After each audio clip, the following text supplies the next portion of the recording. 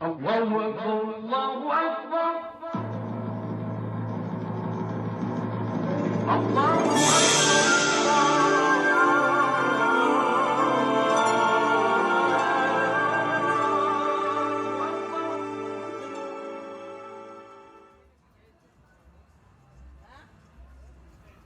Walking down Bergenline Avenue, one quickly gets a sense of the surrounding Union City neighborhood and how there, just west of the Lincoln Tunnel and with a view to Hudson Yards and Hell's Kitchen, the Americas come together with cosmopolitan remnants left from previous migrations from Europe, Asia, and the Middle East. A palpable Latinx presence is visible along Bergen Line, with Puerto Rican, Mexican, Peruvian, and Dominican flags hanging proudly in front of botanicas and banks, torta and taco shops. Privately operated hail-and-ride minibuses buzz past pedestrians walking the busy thoroughfare, transporting the predominantly working-class residents to work in La Ciudad. In the area, signage and exchanges are often bilingual, if not multilingual. And there, in the midst of the area's heterogeneity and resultant hybridity, is the North Hudson Islamic Education Center. Established in 1992, its landmark building just off Bergen Line is home to a large number of Latinx Muslims. Since 2004, the NHIEC has hosted the annual National Latino Muslim Day, bringing together Latinx Muslims from across the New York City metro area and the U.S. for an annual celebration of the community's robust history, diversity, and activity.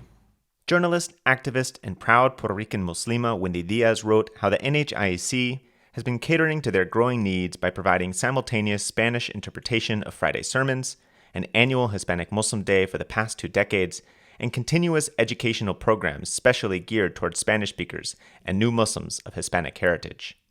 During Ramadan, NHIEC offers iftar events catered by local Latino restaurants like the Peruvian eatery Fruit Punch or the Arab-Hispanic fusion buffet called Fiesta.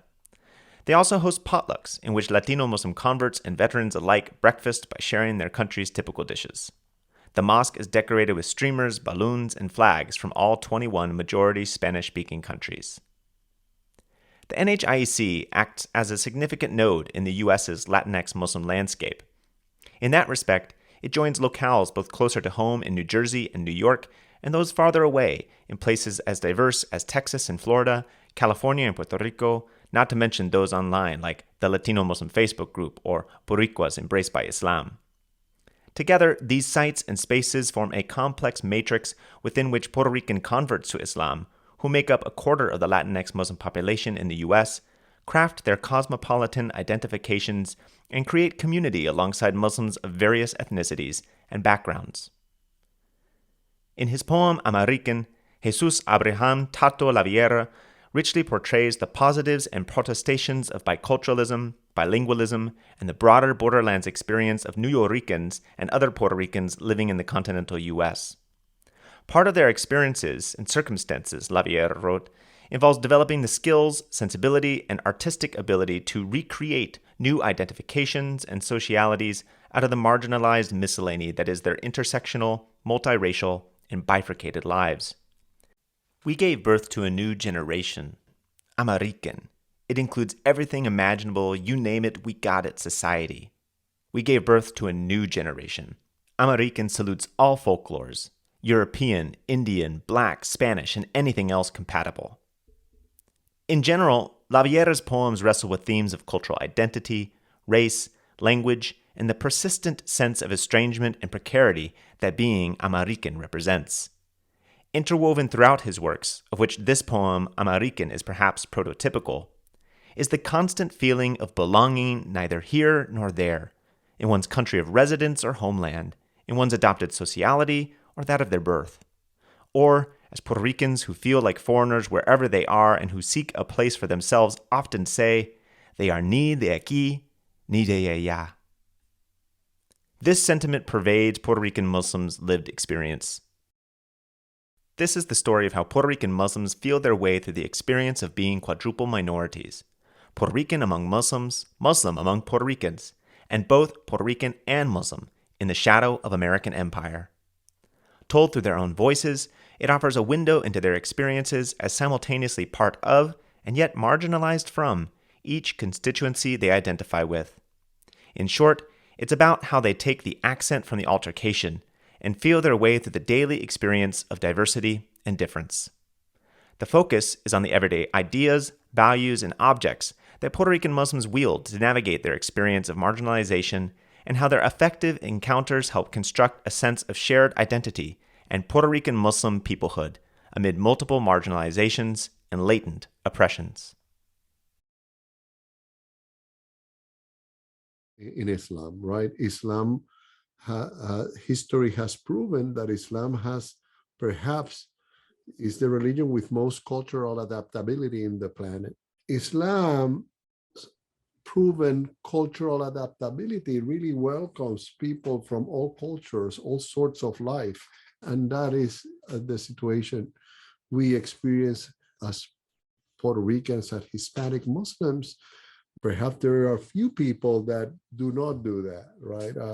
You may see also the phenomena of this transculturization of some Hispanics when they embrace Islam. They want to look themselves Arabs. They don't want to relate or identify with anything of their culture. They just decide to renounce it and embrace perhaps other culture. But that's not the case in the majority of Hispanics and Puerto Ricans. They do find their space quickly, bringing the different aspects of their culture, whatever is good of their poetry they bring, whatever is good of their culinary culture they bring, whatever is good from their family relations, culture, and neighbor relations they keep or bring. You don't need to say, I need to be 90% Muslim in order to be 100% Puerto Rican. You can be 100% Muslim and you can be 100% Puerto Rican, because Puerto Rican is just a mix of cultures that have happened in the past hundreds of years, that we have become a family. In most Islamic centers, they feel very welcome. I say most because there are some that not, right? They think that the leadership of the mosque needs to be closely tied exclusively with the knowledge of Arabic. But I would say that it's still a very challenging environment for Hispanic Muslims. Things are better. There are more resources, more spaces for us. I believe we Puerto Rican Muslims are better equipped than others because we, living in the American system, have suffered discrimination since the early stages of our interactions in the American society.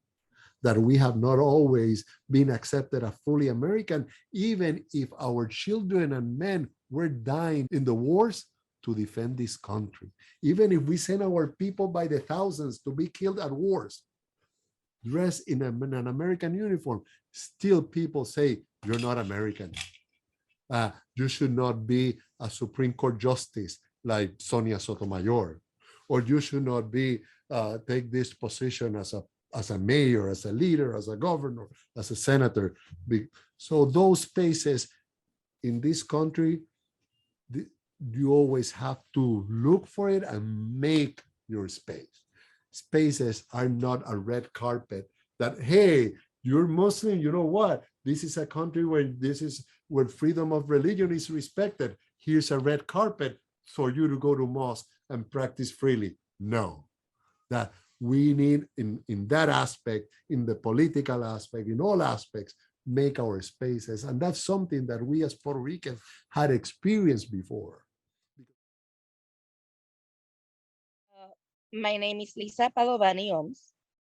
I live in San German, Puerto Rico. When I became a Muslim, I was working in another type of office setting. It took me about 3 months to really feel comfortable dressing more Islamically. It took a while for me to be able to get the clothes that I know I needed to use. So I would use the hijab on Fridays. And then when they first saw me, the boss that I used to have, he told me, are you sick? Are you cold? Because you're covered. Are you feeling cold? And I said, no, it's just that I want to use it. I wanted to put it on today. But I never said anything about Islam or anything like that. Because that boss that I had he's a pastor of a church, a Pentecostal church. So I didn't want to go into it. So it took me about 3 months until Christmas, actually. The day of Christmas was the one that we could say that I came out of the closet as a Muslim. Even my husband, he knew because he always saw me. I went out once and he said, "Oh, be careful, because people they're gonna see you and they're gonna say, oh, this Arab lady is rich. She's gonna, we're gonna jump her." I had the experience with a person from the neighborhood where my office is at in Maya West, coming out of the car once, going to the office. This elderly man says, "Why are you so packed up?" What we would say in Puerto Rico, "Estás empaquetada." "Why are you dressing like that, so covered up?" And I said, "Well, because I'm a Muslim and that's the way we dress." "Oh, I respect every religion and every thought. I'm sorry. I apologize." I said, "You don't have to apologize." I mean, I did have an experience related to 9/11. It was a very bad joke from a coworker. I went in full niqab that day. I decided to be adventurous and, we can say brave. And it was just full black, so you can imagine. And he came to me and he made a very bad joke. He said, oh, I thought that ISIS arrived. And I said, "Look, don't say that, because that's not correct. And those are not jokes that you should be doing. That's not funny. So, don't do that again." He never did it again. I think that we do need more exposure government-wise, more activity from Muslims, Puerto Rican Muslims, but there's not much of that here in Puerto Rico. I haven't seen that, like in the States, that you have, for example, Latino Muslims going into office. We don't have that here. We don't. Tú sabes que los puertorriqueños que venimos de la isla y estamos en Nueva York, eso es como un machuchada en Nueva York. Machuchada en Nueva York. Mira, yo no era musulmana en 9/11, pero al igual que todas las personas, en ese momento yo acepté el Islam después, un poquito después del 9/11. Yo también tenía miedo, como todo el mundo. O sea, yo veía una mujer con hijab, yo veía un hombre con barba o un kufi, y yo también tenía miedo de montarme en un avión con ellos y veía a una mujer con niqab o vestida de cierta manera que los identificara como musulmanes. Sí, yo tenía miedo. Yo soy súper honesta contigo. Yo sentía terror.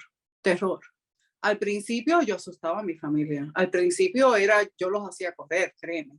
Al principio yo era lo que se decía un musulmán convertible. Quiero decir que yo me ponía y me quitaba el hijab cada vez que iba a Puerto Rico, porque al principio pues como que no les gustaba mucho. Y yo me quitaba el hijab y me lo ponía y volvía, hasta que después me sentí tan culpable y dije, no, yo no voy a hacer eso más. Yo no estoy en esas. Al principio no, al principio mi mejor amiga me dijo, vienes a Puerto Rico a tirar bombas donde quieras. Yo me ofendí muchísimo. Y esta chica, en mi último viaje, ella se convirtió al Islam. Ella aceptó el Islam como la religión de su vida. Tengo muchas amigas de Puerto Rico que aceptan el Islam.